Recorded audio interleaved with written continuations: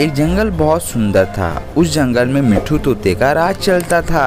तोते राजा बहुत अच्छे थे। उनकी एक प्यारी सी पिंकी नाम की बेटी थी। वो बहुत ज्यादा खूबसूरत थी। फिर एक दिन तोते राजा को बहुत जरूरी काम होता है। वो अपनी बेटी से कहते हैं, पिंकी मैं थोड़ा जंगल पक्षियों की खैर खबर लेने के लिए जा रहा हूँ। कहीं पर भी तुम मत जाना, तुम यहीं पर आराम से बैठना। जी पिताजी, आप बिल्कुल भी चिंता मत कीजिए, मैं अपना अच्छे से ध्यान रखूंगी। लेकिन अभी जंगल में बच्चा चोरी बहुत ज्यादा हो रहा है, इसीलिए तोते महाराज की मन में थोड़ा डर बैठा रहता है। फिर पिंकी चिड़िया की देखभाल करने के लिए तोते महाराज सोनी चिड़िया को बुला लेते हैं। सोनी, पूरे जंगल में तुम ही हो जिस पर मैं यकीन कर सकता हूँ, इसीलिए मैंने तुम्हें बुलाया है। ठीक है महाराज, आप जाइए, मैं पिंकी चिड़िया का अच्छे से ध्यान रखूंगी। उसके बाद तोते महाराज वहाँ से चले जाते हैं। पिंकी, मैं तेरा अच्छे से ध्यान रखूंगी और तुझे टाइम पर खाना भी खिलाऊंगी और तेरे साथ खेलूंगी भी। ठीक है आंटी, हम दोनों मिलकर बहुत मजे करेंगे। उसी जंगल में एक कालू कौवा भी रहता था। वो बहुत बदमाश था और तोते राजा से उसकी दुश्मनी चलती थी।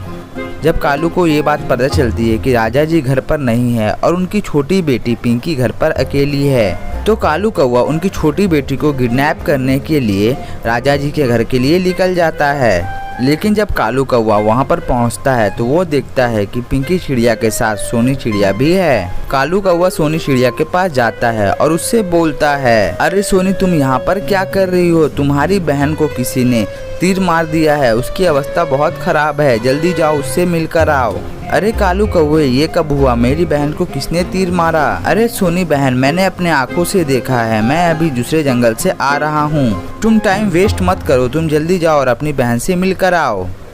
ठीक है कालू कौवे, मैं जा रही हूँ, लेकिन तुम पिंकी का अच्छे से ध्यान रखना। फिर सोनी चिड़िया वहाँ से चली जाती है। मौका का फायदा उठाते हुए कालू कौवा पिंकी चिड़िया को उठाकर वहाँ से चला जाता है। कालू कौवा पिंकी चिड़िया को पहाड़ वाले जगह में ले जाकर वहाँ पर बांध देता है। और इधर तोते महाराज भी काम से वापस आ चुके थे। वो जब घर आते हैं तो देखते हैं ना वहाँ पर पिंकी चिड़िया है ना ही सोनी चिड़िया।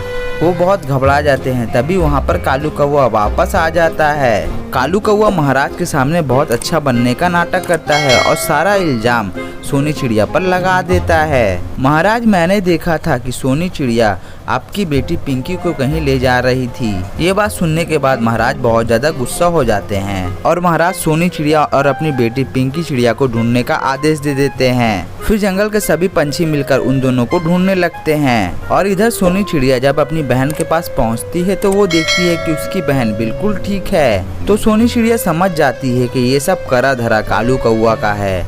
तो सोनी चिड़िया जल्दी से महाराज के पास आती है तो वो देखती है कि वहाँ पर पहले से ही कालू कौवा है। जब तोते महाराज सोनी चिड़िया को देखते हैं तो उसे बंदी बना लेते हैं। तोते महाराज सोनी चिड़िया को बोलने का एकदम भी मौका नहीं देते हैं। सोनी, मैंने तुम पे कितना यकीन करके अपनी बेटी को तुम्हारे हाथों में छोड़कर गया था, लेकिन तुमने मुझसे गद्दारी की। अब मैं तुम्हें फांसी पर चढ़ा दूंगा। जैसे ही महाराज सोनी चिड़िया को फांसी पर चढ़ाने के लिए जा ही रहे थे, तभी वहाँ पर कबूतर उनकी बेटी पिंकी को लेकर चला आता है। पापा, ये कालू कौवा बहुत बदमाश है, इन्होंने ही मुझे पहाड़ों पर ले जाकर बांध दिया था और मुझे वहाँ से लेकर नहीं आए थे। सोनी आंटी तो बहुत अच्छी है, उन्होंने मेरा कितना ख्याल रखा था। तोते महाराज सारी बातें समझ जाते हैं, इसीलिए तोते महाराज सोनी चिड़िया के जगह कालू कौवा को फांसी दे देते हैं और कालू कौवा मर जाता है। और ये कहानी यहीं पर समाप्त हो जाती है। ये कहानी से हमें ये सीख मिलती है कि हमें किसी के साथ बुरा करने से हमारे साथ अच्छा होने वाला नहीं है। इसीलिए हमें हमेशा दूसरों की मदद करनी चाहिए और उनके बारे में सोचना चाहिए।